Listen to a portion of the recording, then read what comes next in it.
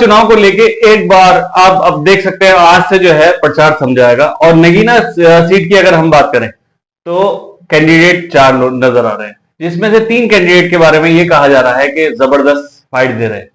ओम कुमार, चंद्रशेखर, मनोज कुमार, 3 के बारे में चर्चा चल रही है। और लगातार आज जो है अखिलेश यादव जो है लगातार दौरा अपना कर रहे हैं, उसी के साथ साथ राहुल गांधी भी अपना दौरा लगातार कर रहे हैं। और अब बात करें कि आज नजीबाद पे वो आ रहे हैं। आज हमारे साथ जो गेस्ट है उनका नाम है हाफिज अब्दुल सलाम साहब। ये मीम पार्टी से ताल्लुक रखते हैं। मीम पार्टी को मजबूत बनाने की इन्होंने बहुत कोशिश की है। किरतपुर की अगर बात करें और किरतपुर के आसपास के क्षेत्र की बात करें तो बहुत कोशिश लगातार इनकी जारी रही है। मगर अगर बात करें समाजवादी पार्टी की, इंडिया गठबंधन की, जिस तरह से ये लोग मेहनत कर रहे हैं, तो क्या लग रहा है? मेहनत करना भी चाहिए, इन्हें जरूरत भी है मेहनत की। और जो यहाँ पर मुकाबला है नगीना लोकसभा पे, वो त्रिकोणीय मुकाबला है, क्योंकि गठबंधन का जो प्रत्याशी है मनोज कुमार जो जज हैं, पूर्व जज है, ओम कुमार जी है जो भाजपा से हैं, चंद्रशेखर आजाद रावण जी हैं जो बसपा से है, और तीनों दिग्गज जो है सीट पर चुनाव लड़ रहे हैं। आपने क्षेत्र में घूमा भी होगा, नगीना लोकसभा के जो क्षेत्र है, नजीबाबाद है, सहसपुर है, शिरकोट है, धामपुर है, नगीना है, इन तमाम इलाकों में आपने सर्वे भी करा होगा। जो शहर के जो दिग्गज लोग हैं, चाहे वो नगीने के हों चाहे नजीबाबाद के हों, इंजीनियर मुआजम साहब जो चेयरमैन है नगर पालिका के, खुर्शीद मंसूरी साहब जो नगर पंचायत सहारनपुर के जो है चेयरमैन है, जलालाबाद से लियाकत अंसारी साहब है, नगीने से मिलने यामीन अंसारी साहब हैं, इसके अलावा रईस कुरैशी साहब जो समाजवादी पार्टी के दिग्गज नेता कहलाते हैं नगीने से, मुलायम सिंह यादव के खास रहे वो लोग, और खासतौर से किरतपुर से जो शाहिद अली खान साहब जो समाजवादी पार्टी के दिग्गज नेता रहे, जिला अध्यक्ष भी रहे, यहाँ के चेयरमैन भी रहे किरतपुर के, उनका अपना रसूख भी है। इन तमाम दिग्गज नेताओं ने एक पार्टी को समर्थन दिया, एक पार्टी को चुनाव लड़ा रहे हैं। आप तमाम लोग देख रहे हैं, हवा चल रही है घास के अंदर में। कल घास मंडी की अगर हम जिक्र करें तो वहां पे अगर इंडिया गठबंधन की बात करें तो इतना ज्यादा हुजूम बताया जा रहा है कि पब्लिक ही पब्लिक नजर आ रही थी। और सबसे बड़ी बात ये थी कि कांग्रेस के जो यहाँ मुदस्सिर जमा खान साहब थे वो भी स्टेज पे थे, क्योंकि इंडिया गठबंधन की बात थी। और वही चेयरमैन अब्दुल मन्नान, ये एक तरफा जो है पहले एक नजर आते थे, लड़ाई जो है चलता था चेयरमैन के इलेक्शन में, मगर ये सब एक साथ आके जब लड़ा रहे हैं तो इस पे क्या कहेंगे? सियासत के हम्माम में सब बरहाना है, जो सियासत का हम्माम होता है उसमें सब बरहाना है। नगर पालिका चुनाव में आपने देखा एक मंच सामने लगा हुआ है, दूसरे का मंच दूसरे मोहल्ले में लगा हुआ है, एक को जो है दल्ला कहा जा रहा है तो दूसरी तरफ से चोर कहा जा रहा है, एक दूसरे पर तनाकशी हो रही है, तंज कसे जा रहे हैं, बुरा भला कहा जा रहा है, आपस के एक दूसरे का समर्थक एक दूसरे में लड़ रहे हैं, झगड़ रहे हैं। आज देखिए लोकसभा के मंच में दूसरे एक दूसरे के साथ बैठे हुए मंच साझा कर रहे हैं, साहब साहब बोल रहे हैं। इसीलिए तो कहता हूं सियासत के हम्माम में सब बरहना है। नगर पालिका चुनाव में किस तरीके का माहौल रहा और उसमें उनके समर्थक आपस में लड़ते रहे, आज लोकसभा चुनाव में एक मंच पे आ गए, इसी का नाम सियासत है। ये तो कह रहे हैं ना कि कौम की लड़ाई है, मुसलमान कौन से कौम की लड़ाई, कौन से कौम की लड़ाई, वही पूछ रहा हूँ, कौम की लड़ाई कौन सी है? मुझे देखिए, अगर ये कहा जाएगी, इनका कहना ये है कि अगर बीजेपी आ जाएगी तो मुसलमानों के लिए अब की बार क्या होगा? इस बार ये भी हो सकता है कि सारे जो कानून है वो सारी व्यवस्था बदल दे और मुसलमानों के लिए हो सकता है मुसलमानों को यहाँ से भेज दे। इस तरह की चर्चा जो है मंचों से की जा रही है। यही वजह है जितनी भी अपने आप को नामोनिहाद सेकुलर सियासी जमातें अपने आप को सेकुलर कहती हैं, इन लोगों ने हमेशा मुसलमानों को भाजपा का खौफ दिखाकर वोट हासिल करा है। हमेशा इन्होंने भाजपा का खौफ दिलाया, चाहे उनके समाजवादी हो, बसपा हो, कांग्रेस हो, दीगर सियासी जमातें हो। मुसलमानों के मसाइल पे नहीं बोलेंगे, एनआरसी पे नहीं बोलेंगे, CAA पे नहीं बोलेंगे, शरीयत पे हमला हुआ नहीं। सवाल ये पैदा होता है कि अगर देखा जाए, आप मीम पार्टी को सपोर्ट करते हैं, मीम पार्टी के जो है मेन कौन है? ओवैसी साहब। ओवैसी साहब का आज तक का अगर रिकॉर्ड कहा जाए तो वो उनका ये कहना होता है कि मुसलमान खतरे में। तो अगर ये इंडिया गठबंधन वाले या और पार्टी वाले अगर चर्चा कर रहे हैं मुसलमानों को लेके, तो ओवैसी साहब भी तो यही चर्चा कर रहे हैं। इसमें फर्क क्या है? देखिए, ओवैसी साहब एक बैरिस्टर है, एक काबिल लीडर है, एक ज़हीन लीडर है। वो दूर अंदेशी को समझते हैं कि दूर अंदेशी क्या होती है। मुसलमानों के मसाइल पर हमेशा ओवैसी साहब ने आवाज उठाई है, चाहे वो पार्लियामेंट के अंदर हो, चाहे अपनी अपनी स्पीच के जरिए से हो। अगर पार्लियामेंट, अगर सुनिए पार्लियामेंट के अंदर हो रहा है, पार्लियामेंट के अंदर मुसलमान को हर पार्टी क्यों इस्तेमाल? मैं कह रहा हूं पार्लियामेंट के अंदर बैरिस्टर असदुद्दीन ओवैसी साहब ने अगर एनआरसी के बिल को फाड़ा नहीं होता तो मुसलमानों को पता भी नहीं होता कि एनआरसी क्या होती है। हर एक ने मोहरा बनाया है। अखिलेश यादव चाहे मैं कह रहा हूं बिल्कुल बिल्कुल अगर ओवैसी साहब की भी बात करें तो वो भी मोहरा बना रहे हैं ना मुसलमान। मैं उसमें गलत क्या है, उसमें गलत क्या है? एक टाइम अभी आपने ये वाली बात कही कि अगर ये जो लोग हैं सिर्फ मुसलमानों को इस टाइम इस्तेमाल कर रहे हैं, आपने कही ये वाली बात, जितनी भी पार्टी है वो इस्तेमाल कर रही। अगर मैं ओवैसी साहब की बात, ओवैसी साहब इस्तेमाल कर रहे हैं? नहीं, आपने तो कहा, मैं ये नहीं कह रहा मोहरा बनाया, आपने कहा मोहरा बनाया जाता तो इस्तेमाल ही होता है। इस्तेमाल नहीं, इस्तेमाल ऐसा नहीं कहते, इस्तेमाल सुनिए, इस्तेमाल उसको कहते हैं जो 70 सालों से मुसलमानों को लूटा गया।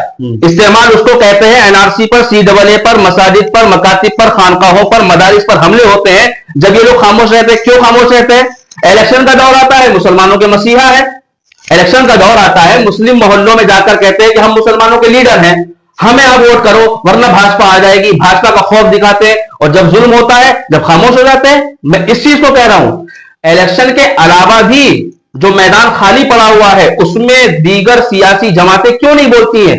जिस तरीके से ओवैसी साहब इलेक्शन के अलावा पार्लियामेंट के अंदर बोलते हैं, भाषणों के जरिए से बोलते हैं, बोलते नहीं बोलते? और कौन बोलता मुझे बताइए। अगर जैसे अखिलेश के बारे में सुनने में आ रहा है कि अखिलेश के बारे में जनता इस बार विरोध करती नजर आ रही है, और उसमें वजह ये दी गई है कि अखिलेश यादव, जैसे आपने कहा कि मुसलमानों के लिए बोल नहीं रहे, अब कहीं पे भी अगर मामला हुआ, किसी पे अत्याचार हुआ, कोई भी बात हुई मुसलमानों को लेके, तो नहीं बोल रहे, तो ये विरोध क्या इलेक्शन में नजर आएगा? बिल्कुल नुकसान होगा, रिजल्ट पे नजर आएगा, बिल्कुल नुकसान होगा। वजह हमेशा से इन तमाम सियासी जमातों ने मुस्लिम सियासत को खत्म किया है। आप देखिए लोकसभा के इंतखाबात में जो टिकट डिस्ट्रीब्यूट किए गए, टिकट बांटे गए हैं, आप देखिए जहां पर मुसलमानों की आबादी 45% है, 42% है, वहां पर अब्दुल को जो है नकार दिया गया।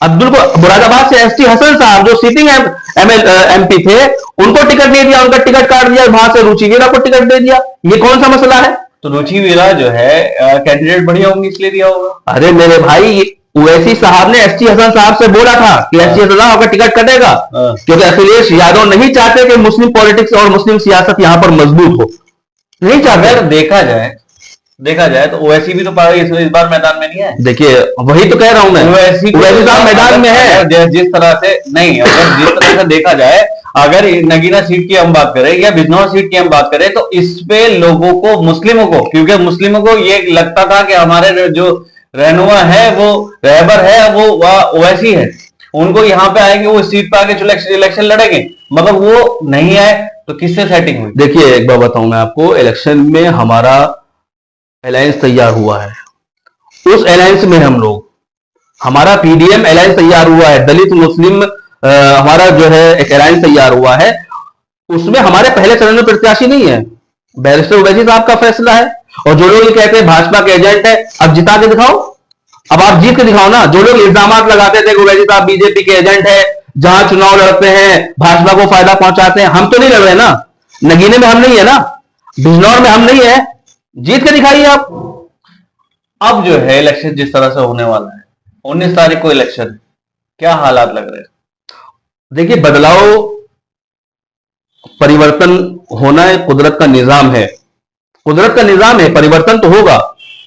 किस तरह से परिवर्तन होगा? परिवर्तन होगा। अगर बात करें, 3 जो कैंडिडेट है वो आपस में लड़ रहे हैं, एक कैंडिडेट जो है अलग चल रहा है, उसको एक तरफा वोट मिल रहा है, 3 कैंडिडेट में वोट बट रहा है, तो किस तरह से?